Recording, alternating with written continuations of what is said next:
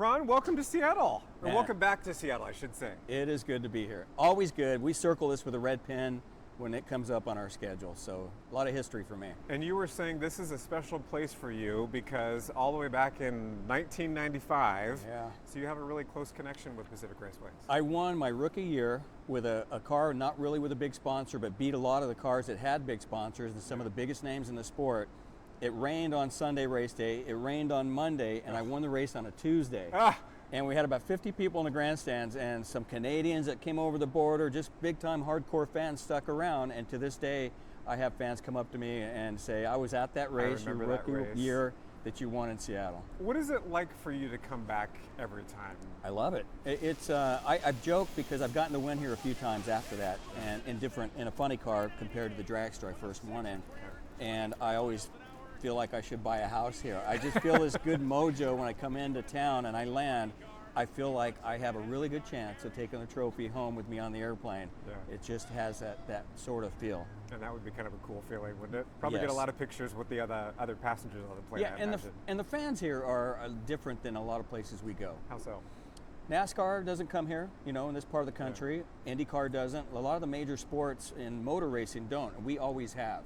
And this is one of the most historic, history-wise racetracks with a lot of deep history going back to the late 60s and 70s.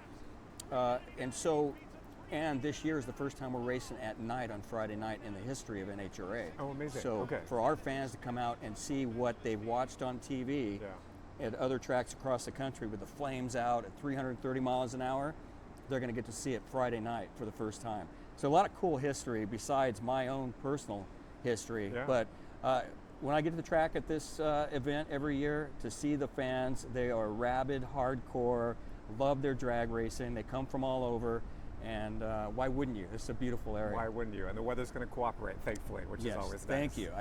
I heard the weather report, and it's looking pretty good all weekend. Looking pretty awesome. I want to plead dumb with you. Do you mind if I plead dumb a little bit? Yeah.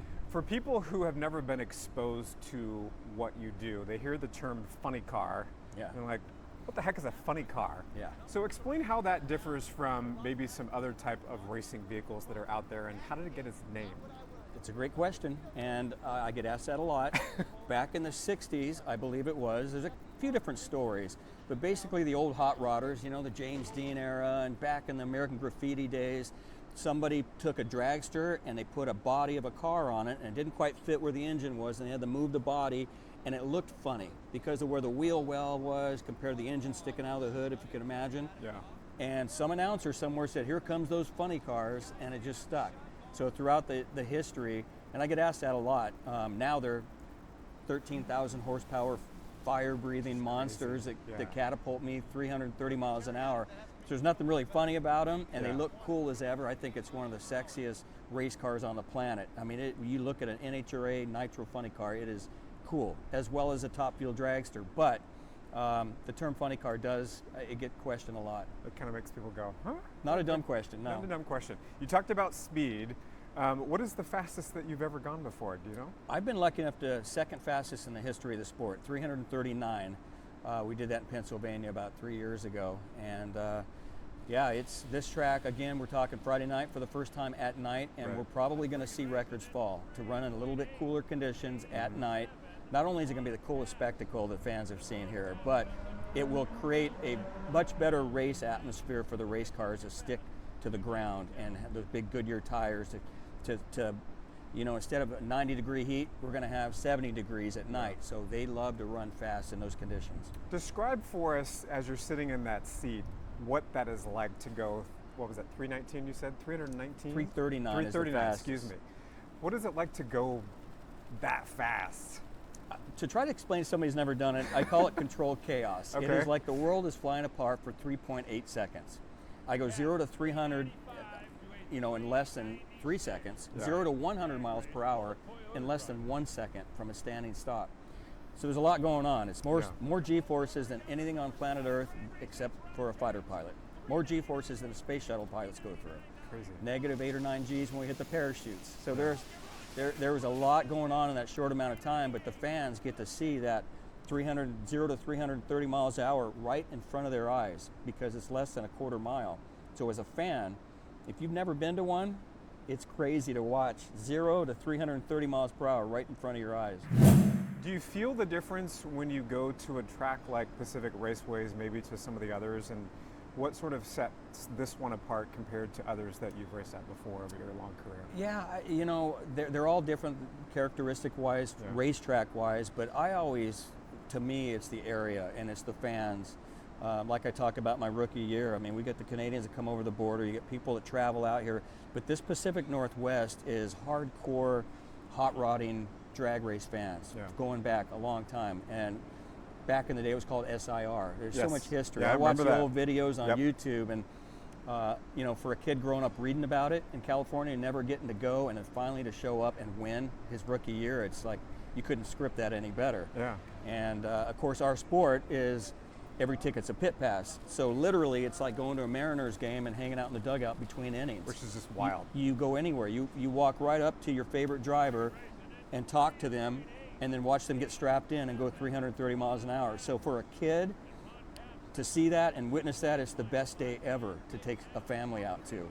Just a great experience. I was just thinking about that experience as you were describing that, and thinking about that little kid that you're going to have an inspiration on. I was that kid. Maybe wants to go in the field, and it had an impact on you. And I just talked to somebody about this. I will walk out this weekend, and there will be 3 generations. This happens every day at the racetrack.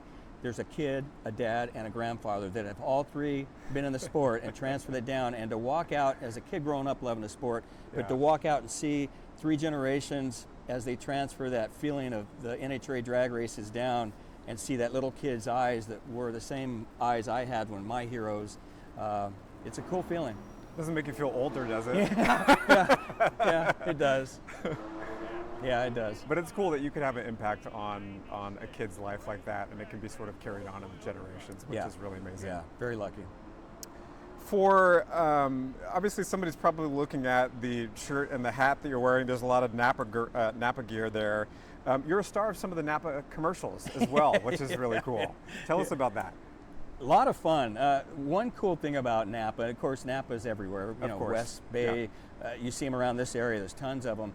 But one great thing about Napa is always that they're not afraid to make fun of themselves on the commercials. And there's nothing better than a funny commercial, right? Agreed. That really gets your attention. So I've gotten to sing in them, I've gotten to dance in them, I've gotten to do stuff I would have never done, and nor do I do in real life, in some of the funnest commercials. And the fans, they absolutely love it. So I've got Chase Elliott in NASCAR as a teammate. I've got some really cool teammates across the country in other sports. So it's always fun to interact that sort of thing with my teammates. And it's those kind of fun commercials that I think are more memorable for the audience. They remember those. Fans bring them up all the time. I mean, I'm not somebody you'd see dancing around or singing, and when you see it in a commercial, even when I watched it the first time, I was like, man, that'll kind of where'd I get those moves from? Do you have any sort of superstitions as you're sort of gearing in for a weekend like this, or what's your prep routine? Take us through like a morning. I always tell somebody like you, no, I'm not superstitious, and then I go through a list of things I do that are sort of, I used to have, my wife's gonna laugh, because I used to have a certain color underwear that I just happened to win. And this is going, I've been racing 30 years, so I think Mervyn's, if that rings a bell. Oh God, yes. Going back a long time. Yes. They had a pack of underwear that were blue, red, and green. And I happened to win a race wearing the green underwear one time, and my wife said, you better wear those again.